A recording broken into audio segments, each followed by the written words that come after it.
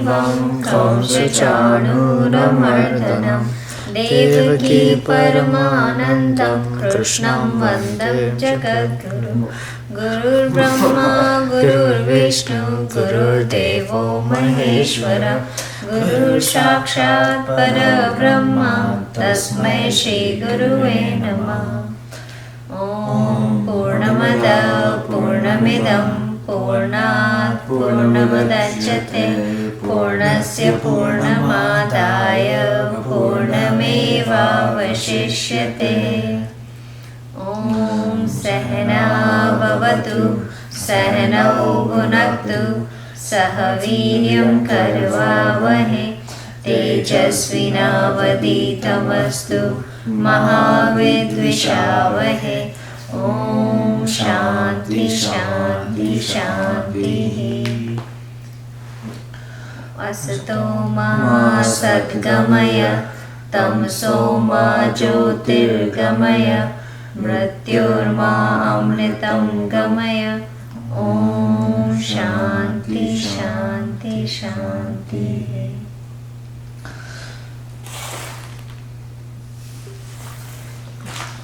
Okay. Get a glass of water and put it there. Okay. We'll start with our 12th chapter. Everybody ready? Should the online sing too? Because there's no. 12th chapter.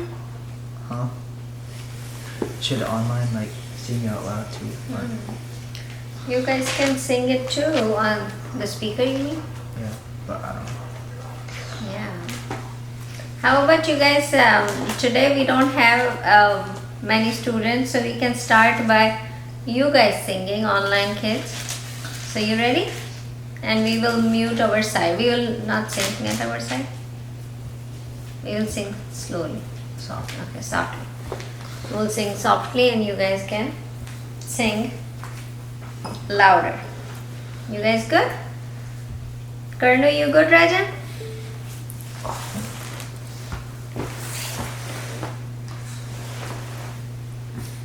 Okay, you all good? Online kids, you ready to sing chapter 12? Okay, start. You have to, guys, everybody unmute? Did we do anything from here? Okay, we ready. Arjuna Vacha evam satatayuktaye bhaktasvam parivasate nishapyaksharamanitam teshake yogavittama vacha mayaveshya manoyema Nityayukta upasate Shantaya parayopetas Deme yuktamamata Yidvaksharamanirdesyam Avyaktam paripasate Sarvataragamachinyamcha Bhutasam achalam dhruvam Sanniyamindriyagramam Sarva-brahma-bhutaya Deva-truvanti-maneva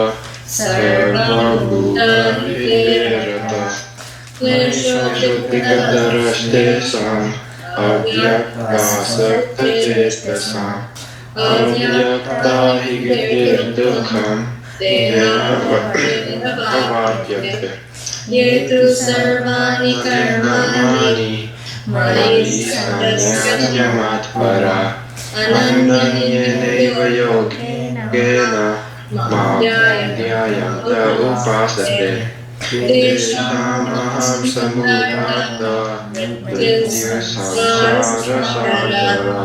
Bhavami nitratmata Maya vishitachetasam Mayevam nadansva Mayi buddhim niveshaya Nivashishyamayeva Ata upam nasamshaya Ata chittam samadhanam Nashakashimaya Adyasa yogena tato Chaptam ananjaya Avyasya samartosi Madkarma paramo bhava Madartam karmani Kurvan siddhim bhavasya Atitadapyasaktosi Kartum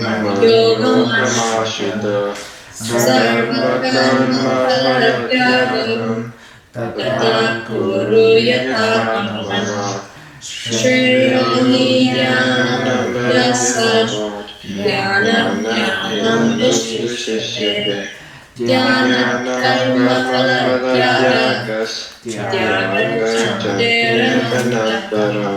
Advaita sarvabhutanam Nirvakaruna evacha Nirmamo nirahankara Sarvadukasukashami Santushta satatam yogi Yadatma dridhanishaya Mayarpita manobuddhir Yomad bhakta samepriya Yasmano vijate loko Lokano vijate jaya Harshamayurvegir Mokto yasamepriya Anapyasasya Udasi Avgadavya Sarvaraparyagi Yomadbhaktasamepriya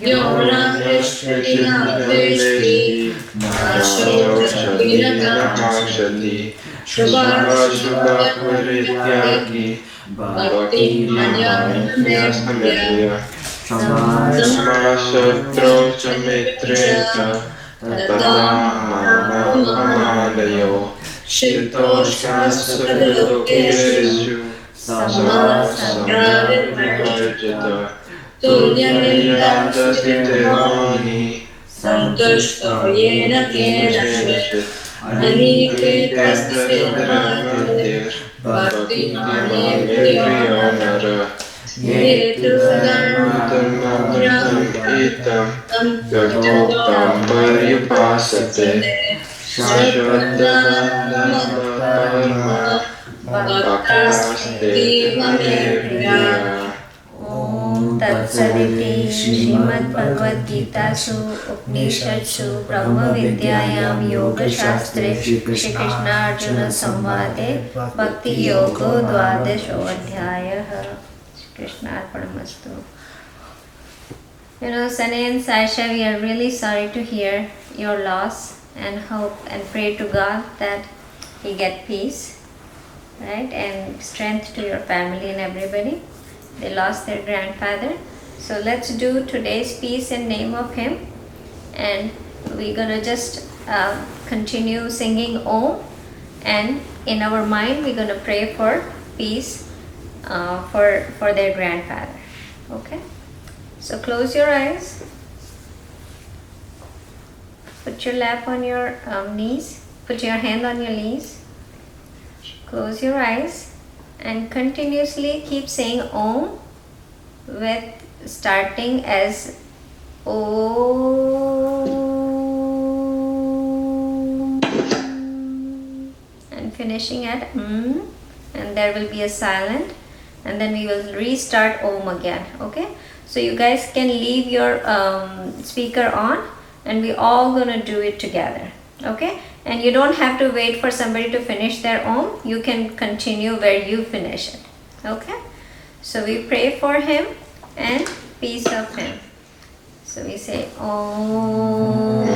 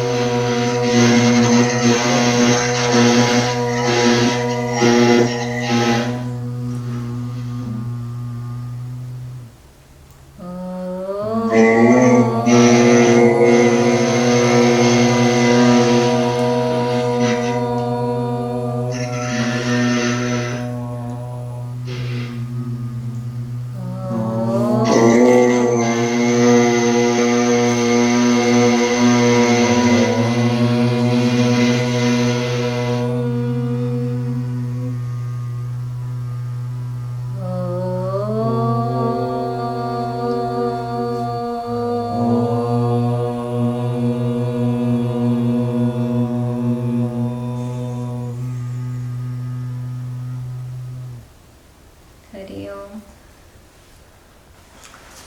Open your eyes. You know how we talk about this when we do any meditation? This is a mudra, right? We use this mudra to put it on our lap. Like, what does this mudra signify? What is the significance of this mudra? So what it is, this goes body. The last finger is the body. The second last finger is, the ring finger is mind. Then the middle finger is intellect. And this finger, the first finger, is our ego. Ego is like not this person is very egoistic person. It's not the meaning of that ego. This is ego, like I, this person, me, I, me, mine, all that ego, like where the consciousness and the I get separated, right? That's the ego, right? So this is the ego. So what are these? Body, mind, intellect, ego, and this is the consciousness. So when our ego merge into the consciousness, that's the mudra stands for. So when my ego, I, and consciousness get merged, that's where this mudra comes in. So I merged into the consciousness. So there is no other than the consciousness. So that's what we do the mudra in, and that's where it comes that what we are trying to make here is ourself, the I that is separate from the world, we are merging it in the consciousness of entire world, right? So that's what the mudra stands for, right? So that's why we do it. Okay. Let's start where we were last Sunday. We are going to start from, I think, Shlok. We did which one? What chapter, guys? 4. Chapter 5, Chapter 17. Shlok 17? 16. I think. Okay, we are. Or actually, no, I think we didn't finish 16. 16. Okay, good. So, Sonati, yes, Rajan.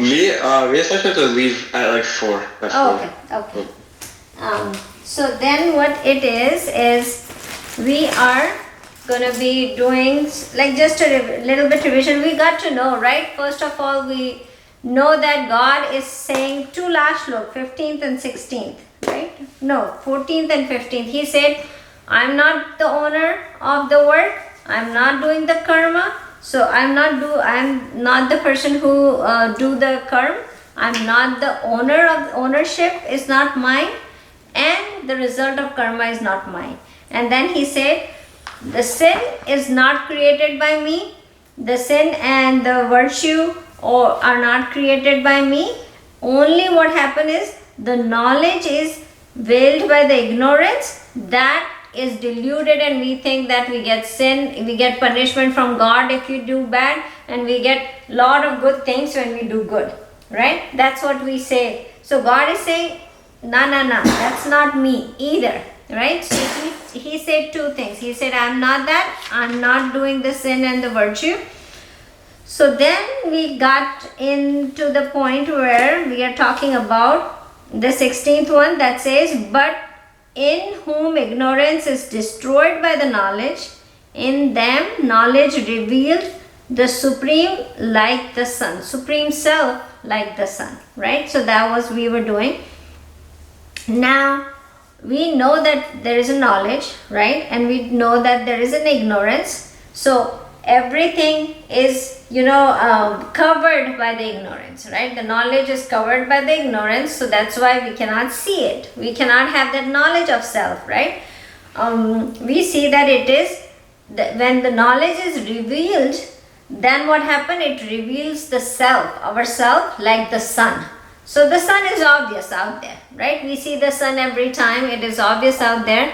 The same way, self is obvious when we get the knowledge, right? So that's what he is saying. Now, what should we do to keep that knowledge? We got that knowledge, but what can we do? What sadhana we should do? Can we do the japa? Can we do something that knowledge keep stabilized mind? What can we do? So there are a couple of things that we could do. The first thing is, what we should be doing when we want to keep this knowledge, we should separate ourselves from the body, right? That's the first step. What should we do to keep the knowledge stabilized in our self? Which one is the one that works? This is Expo, right? Yeah. This will work, right, on the board? Yeah. Okay. So the first thing is separate yourself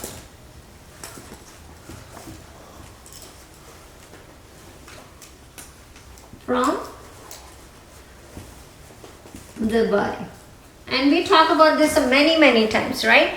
We don't want to focus on saying that this is me, right? This body is me and this is the only me. Everything else outside is not me. When we separate me with this body, that's where all the problem comes, all the ignorance comes, right? We keep thinking about this body, and then what happens is we think that when this body is there, this is this is the only me, right? And this title, so I am limited. I'm only happy when I see you guys, right? The Sonal teacher who teaches Geeta is only happy when students are there, right? So my happiness is depending on you guys. So I'm limited.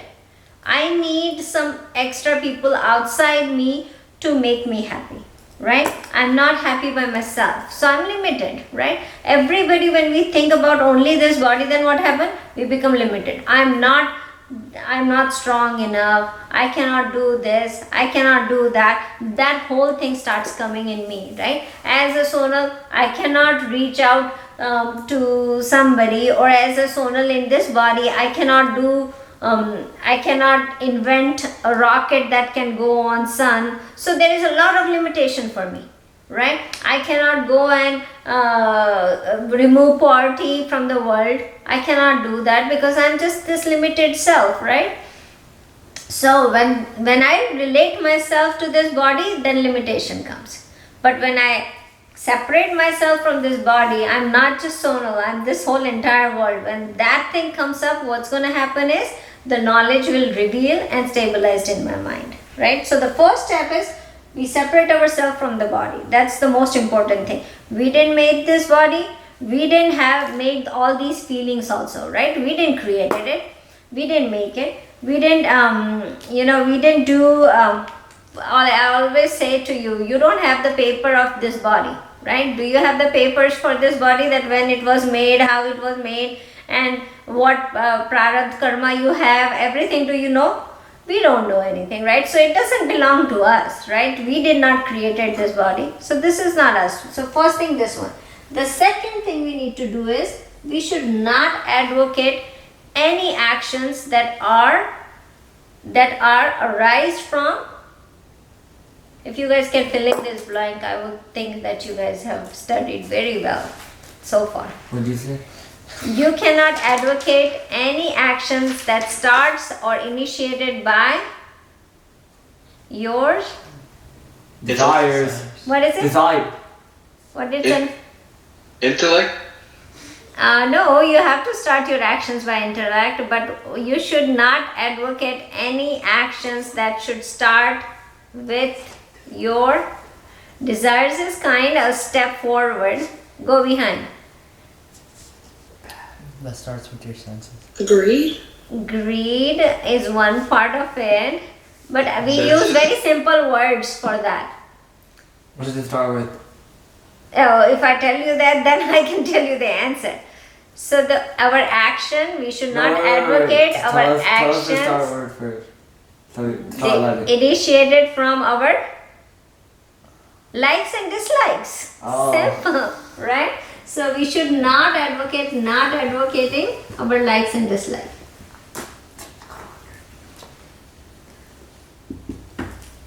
Not advocating any actions that we are doing initiated by our likes and dislikes.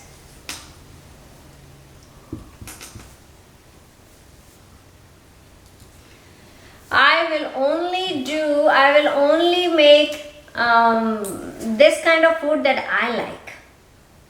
I will not make these kind of food that I dislike.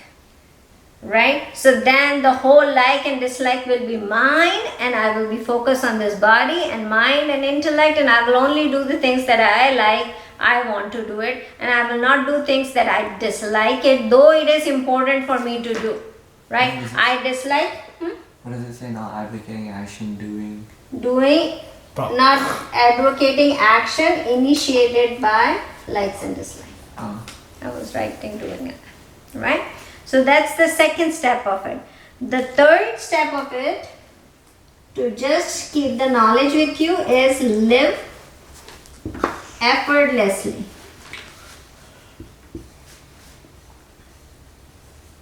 These are the practical way, right?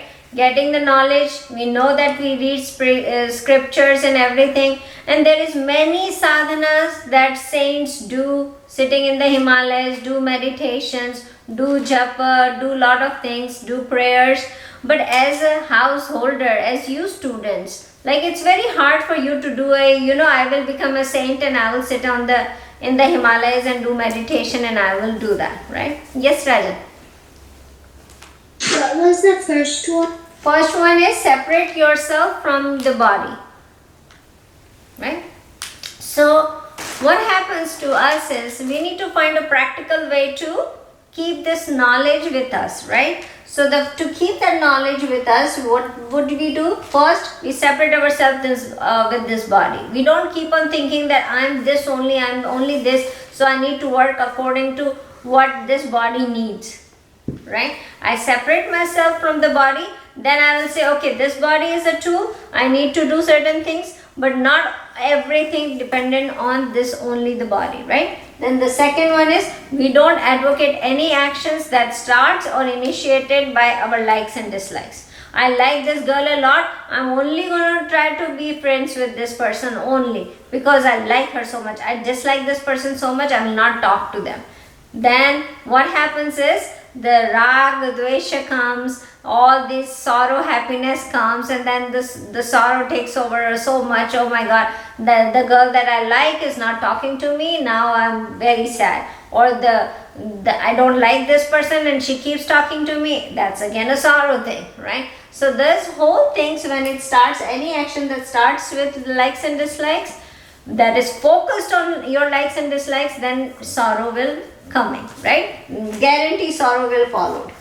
And live effortlessly means is any circumstances, any condition comes, we still are able to live, right? I can live in a fancy hotel as well as I can live in the house too, right? Even if I can I can live in a saint's house too, right? Or I can go on Himalayas and live in a small cottage also, right? I can live in a luxury places, but I can live in a in the Himalayas where there is no luxury, there is no, I go and visit all these what do you say, the Char Dham that you go up there, two of them, Badrinath and Kedarnath. You don't even get to have a hotel where there is a good supply of water, right? So you still survive there, right? People still survive there. So living effortlessly means you can live effortlessly means if luxury is there, you are okay too. But if there is no luxury, you still okay. You are still happy. You are not demanding that, oh, I need this, then only I can live, right? So I need to have this kind of car, that's the only car I'm going to drive, otherwise I'm not going to drive any car.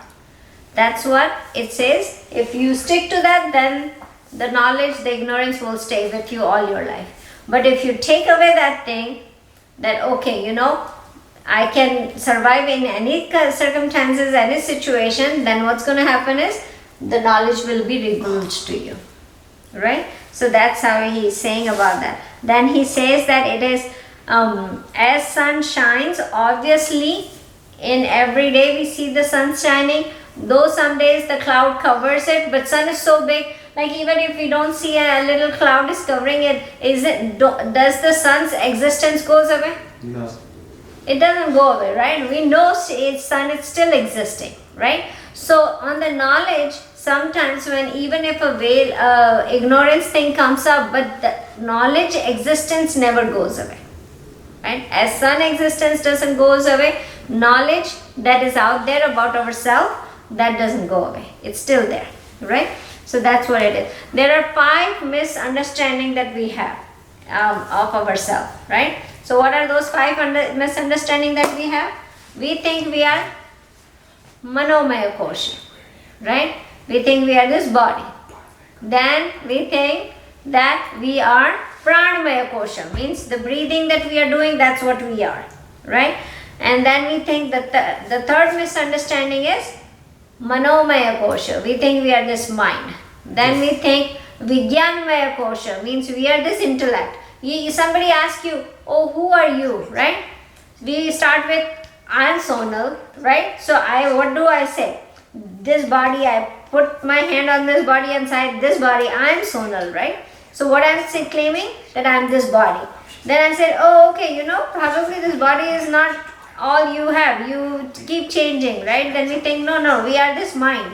We are this intellect, right? So we keep on defining ourselves with all these 5 kosha, right? We said we are body, pranamaya kosha means the breathing. Then we said we are manomaya kosha, we vijnanamaya kosha, and we are that deep sleep, anandamaya kosha. But all these 5 things are misunderstanding to us, right? When we go beyond these 5 things, then we can realize who we are. And that knowledge is revealed, and when that revealed, it shines like a sun, right? That knowledge shines like a sun, and it has a brightness to you. So all the ignorance goes away, all the darkness goes away as soon as this knowledge comes in ourself, right? So that's what Krishna Bhagavan is saying. Now let's say what kind of sadhak are those people who get this knowledge, right? And who are these sadhak? That he explains in shlok number 17. So let's go to shlok number 17. Sonalati, we have to go.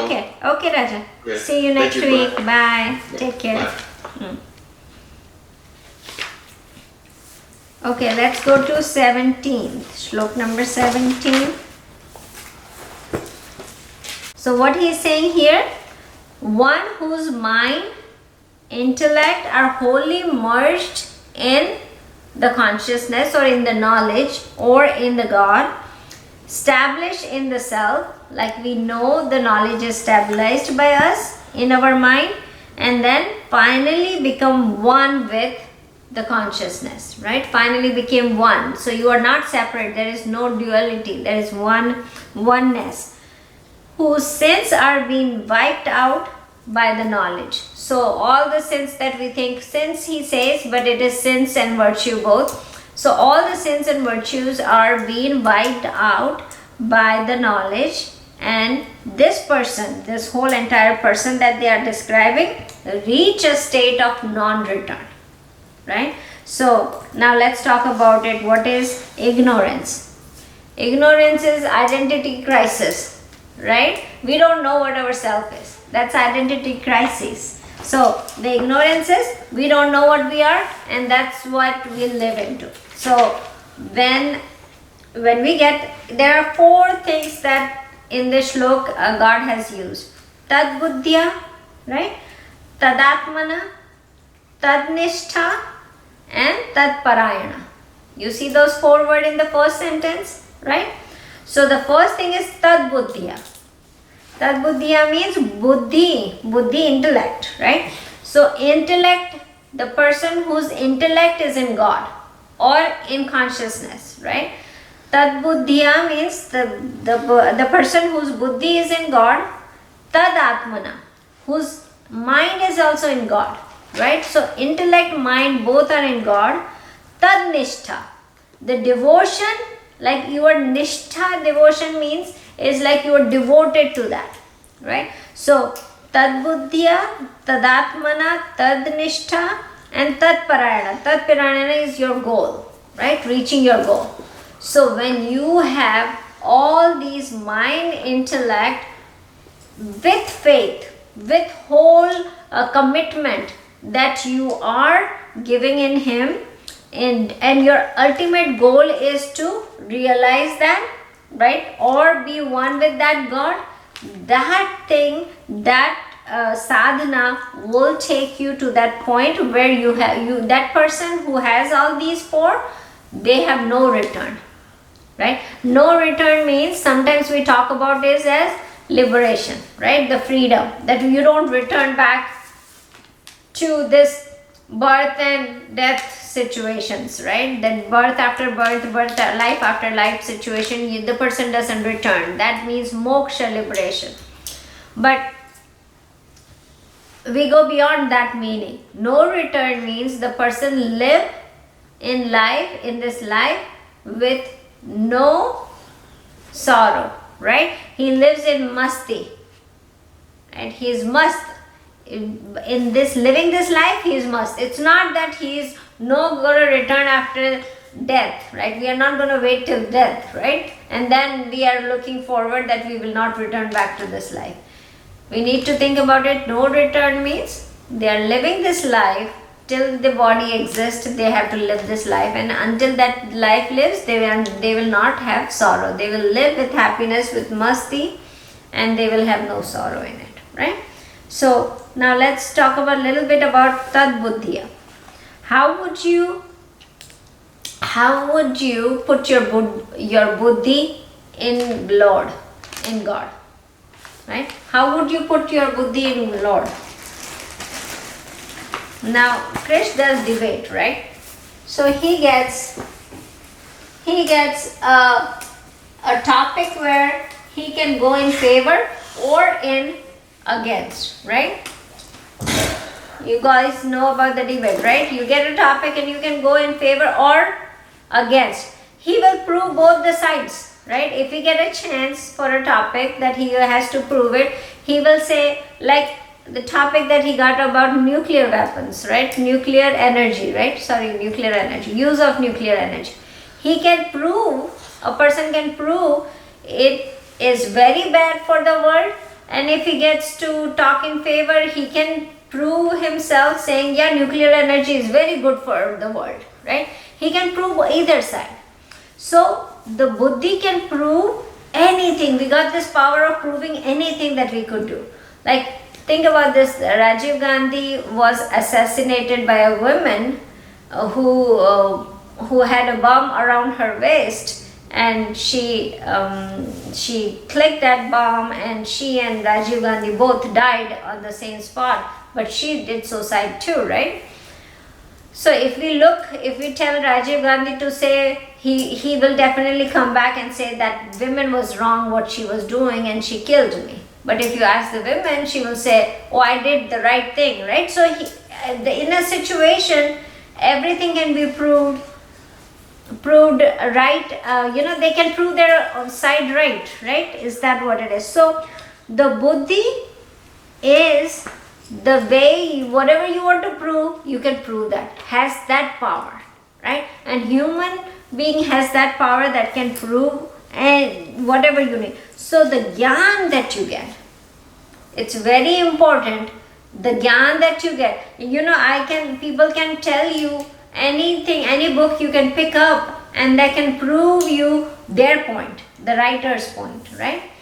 You can read it, either you agree with his point or disagree with his point. But you have to make sure that you do your own research to agree and disagree, right?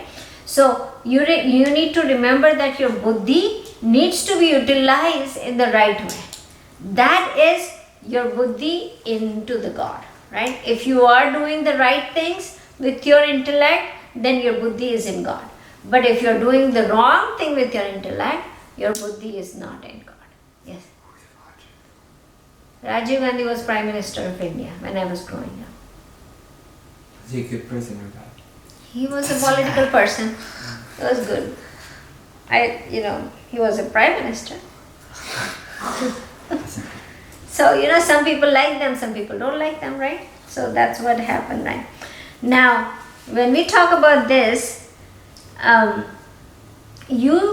for us, what we need to think about is our buddhi is impacted by the company that we have, right? The company that we have. Now company, if we talk about company that we have, think about it. What company do you have? Is your parents your company? Your parent are your company? Right? Your parents are your company, right? Your friends are your company. So we had the same. We heard the same thing in Pravachan too today in Swadhyay. So the company, your friends, company, right? Money is a company, right?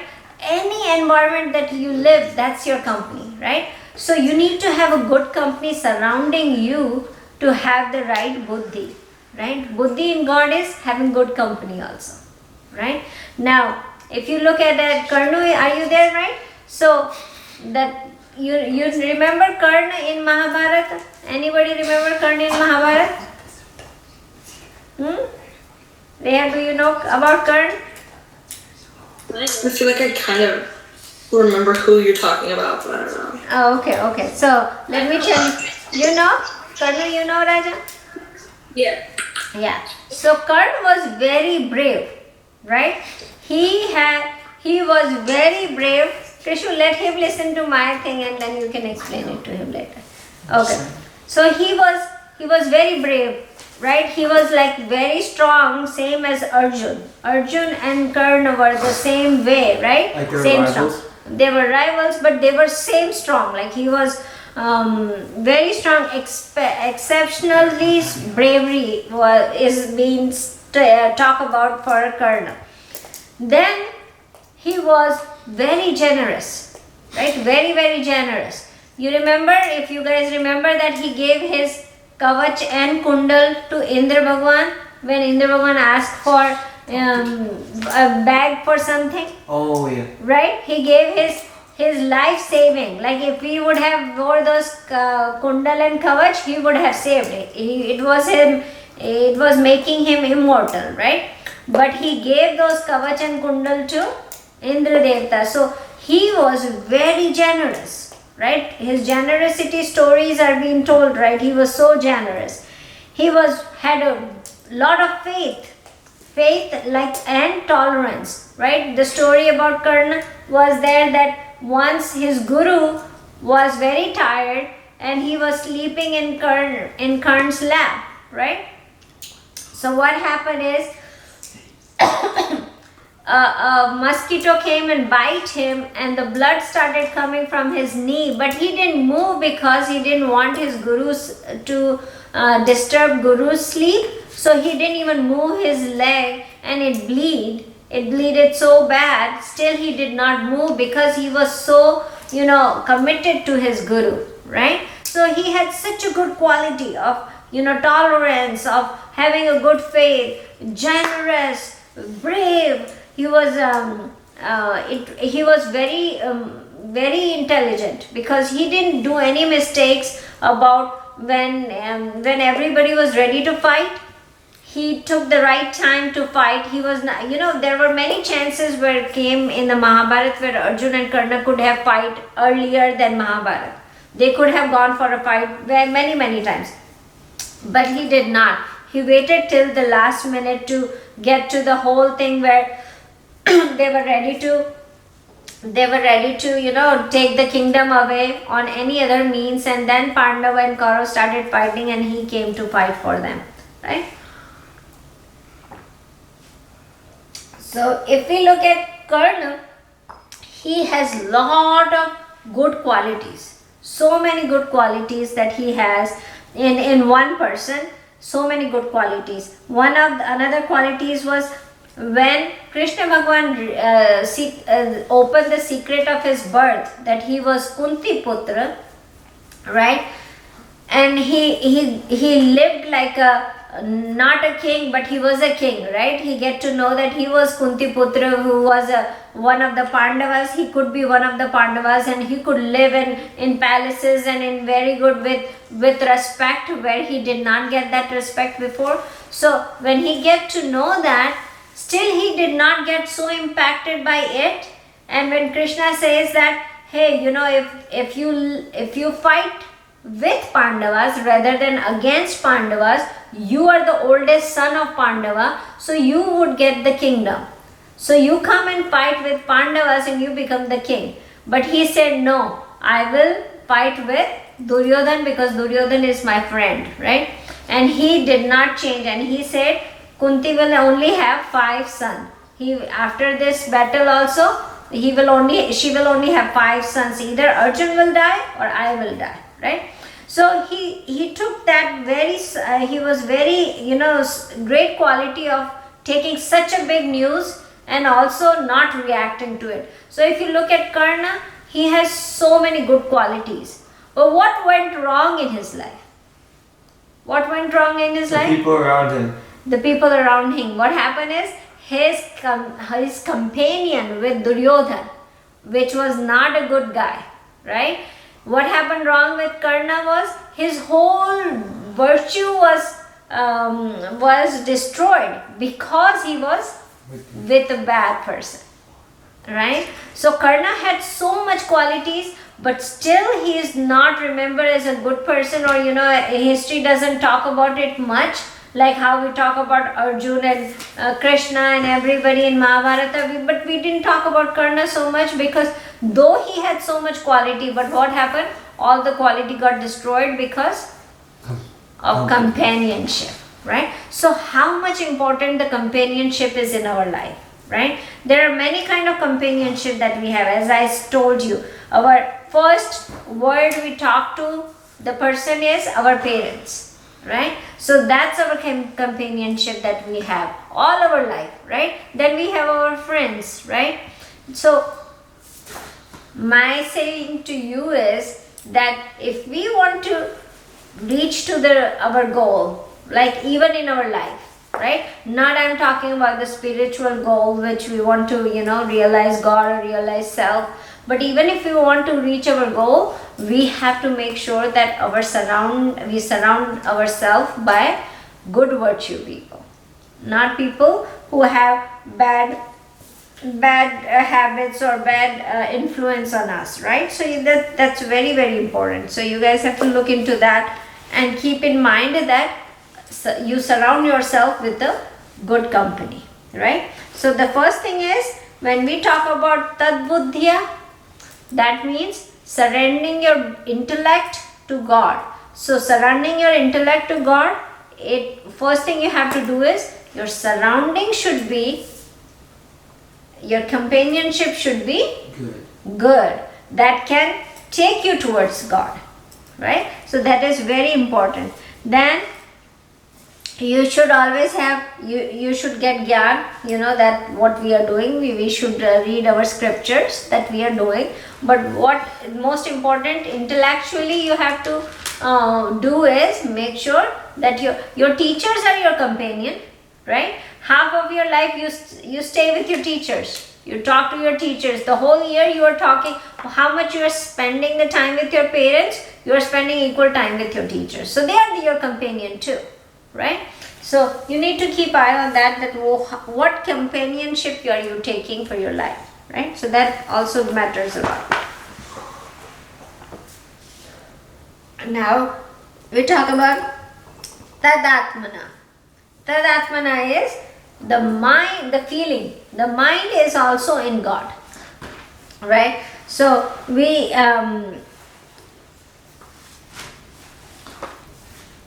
so when we are what we are doing good and bad, we have to be check mark on that, right? Are we all the feelings that we are having, all the thoughts that we are having?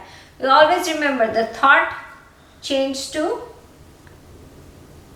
comes first. Then what happened? Followed by actions, right? So the thoughts are followed by actions, and idea is right too, because idea change into action. Did you say ideas? Yeah. So thoughts comes first in mind, right? So we need to make sure that our mind is also in God, means we are doing the right things, right? So the mind, the thought should be good too. We don't want to think about that, oh, I'm going to destroy that person, he's so bad. That thought is not in God thought, right?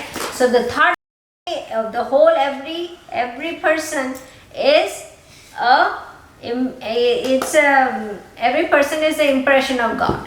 If you take it that way, then you will not see bad in anybody, right? So that's how you do your mind in God, right? No, you need to write these things, Raja. You have to write it on the board for you. No, when I'm saying the main important word, I said tad buddhiya, mind, intellect in God. Then you write companionship on that, on the bottom. And then you say, I will say your mind in God, means you have to say the thought should be good, right? The thought should be in God, so good thoughts. Now total devotion, right? Tad nishtha. Tad nishtha is total devotions. We are not talking about part-time here, right?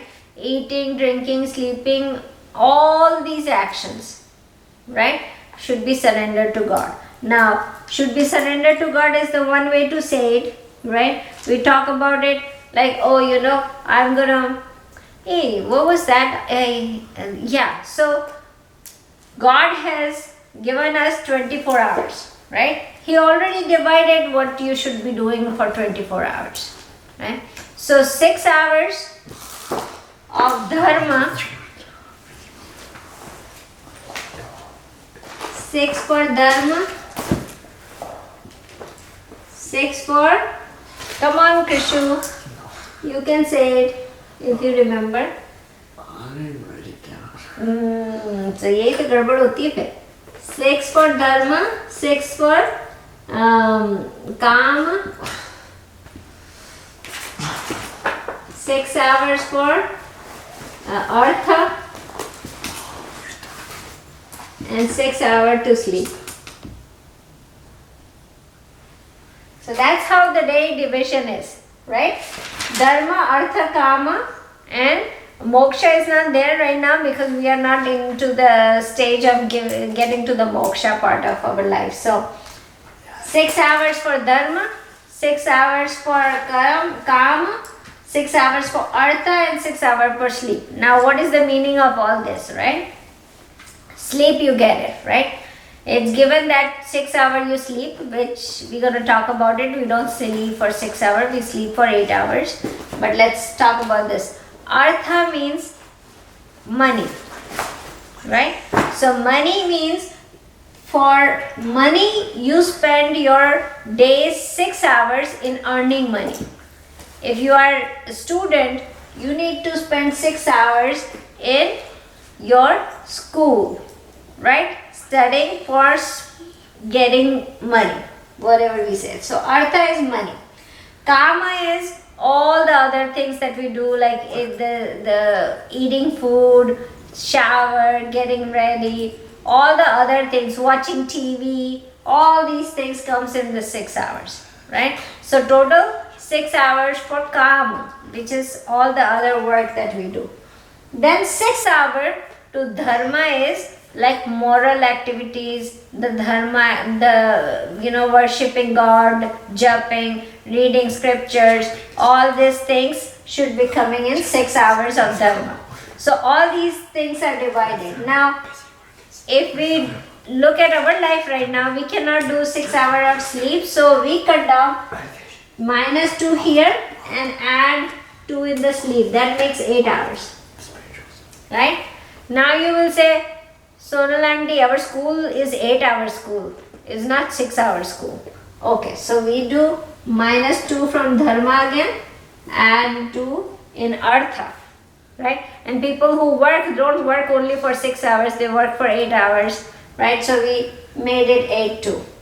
And you'll say that, oh no, you know what? My shows are, the whole series is almost like, I need to watch at least 2 hours a day more. So I add 2 hours here too, -2 hours here. So all the hours that we cut, we always cut from dharma and add it to other activities that we are doing, right?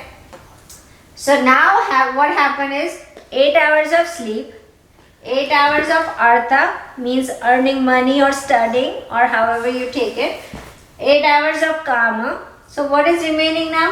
2 hours. 2 hours. 0. 0 hours for dharma. Wait. Yeah, we've added 2, 2, 2. So 2 to 6, 6, 6 is gone, right? Oh, wait. This is what our life is ending right now. So we only do what? We only do Artha and Kama. That's the only two things we do. And sleep, which is obvious, right? So we are not doing any dharma anymore. And that's where the minus things are going, right? We need to add dharma to our daily routine, right? Morality, the ethical, the prayers, the worship, the reading of scripture should be there. At least 1 hour, right? So we have to have not 6 hours, but at least 1 hour of dharma every day that we should be doing, right? So that's what I was saying, that if we talk about the devotion, total devotion, in right now, before this structure would have worked, but in this time, we will say at least 1 hour of dharma a day is required for us to do, right? Okay. Right. Huh?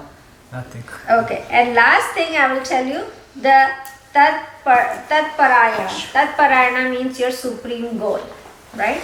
So your goal of life. So if you do, now think about it, this, God said it for, putting your mind, your intellect into God. But now think about it, because, why we are saying this? Because your supreme goal is to reach God or to realize God. But think about it, your supreme goal is to become, you have a worldly goal. What is your worldly goal? To be rich.